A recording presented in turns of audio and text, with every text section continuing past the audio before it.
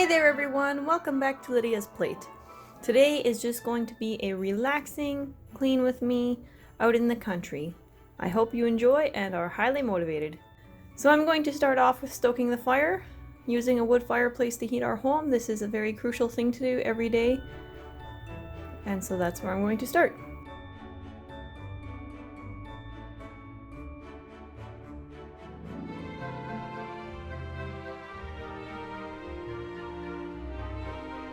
But of course, I don't want to start working too much without some Christmas music.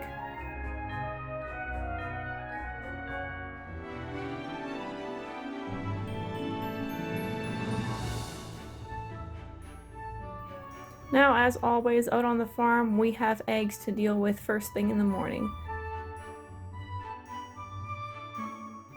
And that is my very worn out dishcloth.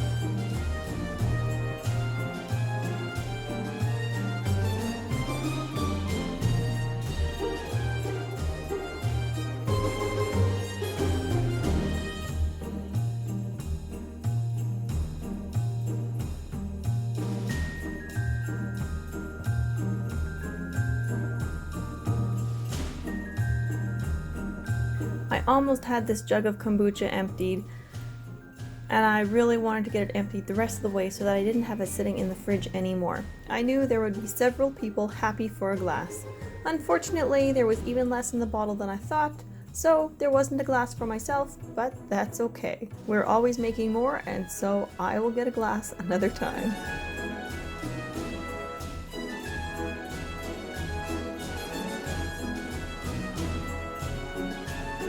These Arbor Mist bottles have been so handy for storing our kombucha in.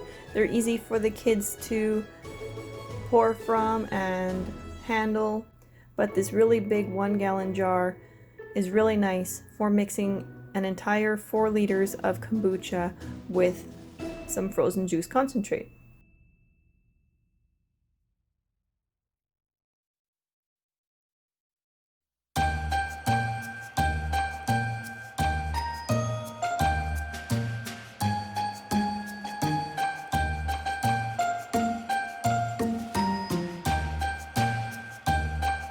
Dishes are another never-ending task around the homestead. With making food from scratch, we're always making more dishes. It's rare for everything to be all caught up, and even when it is, there's always another dish that comes around in an hour or two. But really, I wouldn't have it any other way. It means that we have food to eat, and I have family around me.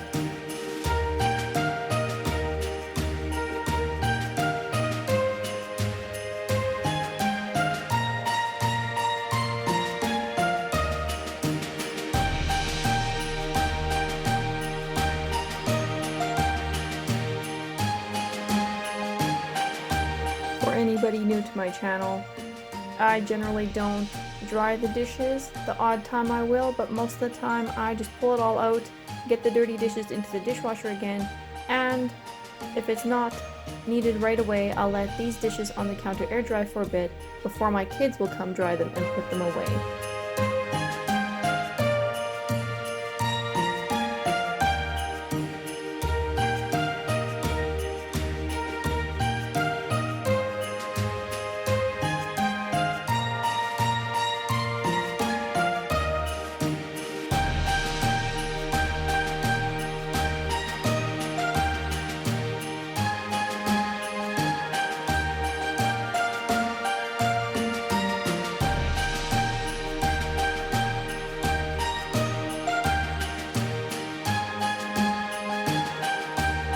Now because this cloth is so far gone, I'm going to quickly use it to clean up a spot I saw on the floor.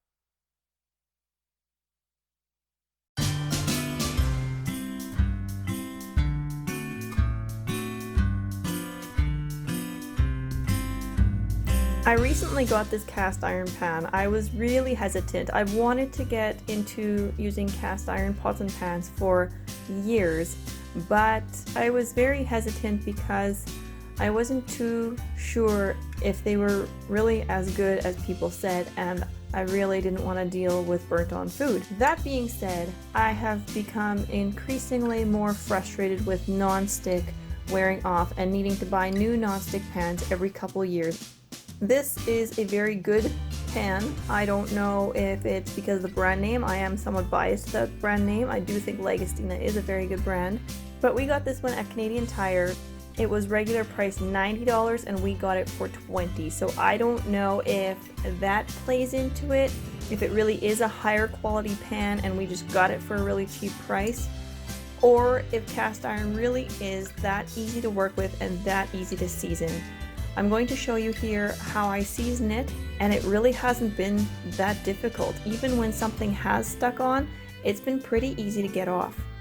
The easiest way that I have found to clean this is a trick I saw on another YouTube video of using salt. Just sprinkle a little bit of salt into your pan, scrub with something like that flat wooden spatula thing I had in the beginning, and just move that salt around and use that salt to scrub any food bits off the pan. That has worked for me very, very well. I've been very impressed, and what a cheap, easy method.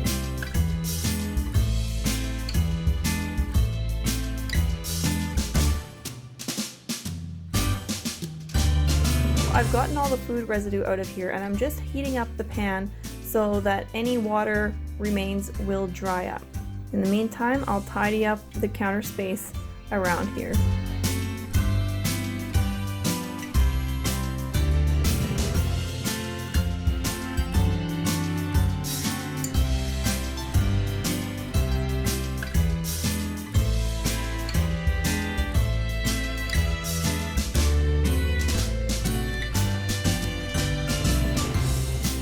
I've been so impressed with this pan that I'm seriously considering the entire woods set from Canadian Tire. The wood crate that it comes in is also quite appealing to me. So now I've just put in a little dab of lard.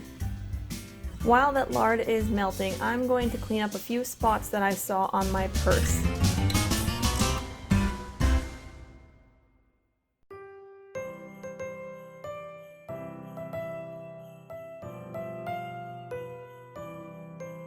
Alright, that lard has all melted, and this is how I do it. I know a lot of videos that I watched, they said to heat up your pan with some oil and then let it cool down and wipe all the excess oil out. I have done that multiple times, and I have seasoned it once or twice in the oven. I want to say only once, but possibly it has been twice. But this has become my preferred method. So all I'll do is swirl that lard around there very, very carefully, of course, and I'm just letting it run up the edges about 3/4 of the way so that the edges get a good non-stick coating heat cured onto them as well.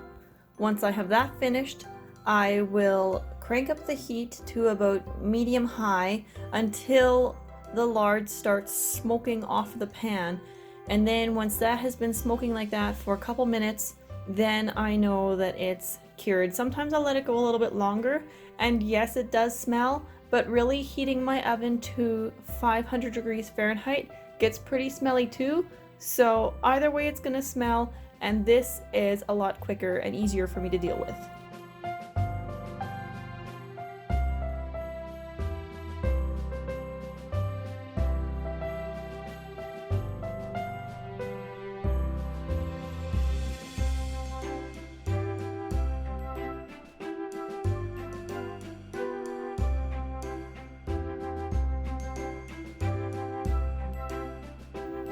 I was also getting tired of this box that was hanging out on a table by the Christmas tree, and so I've decided to put the rest of the candy canes here around the oranges. And then Cassandra loves to decorate. She loves watching interior design videos, and so I asked her if she would want to nicely arrange whatever chocolates were left over from making their goodie bags evenly throughout the candy canes.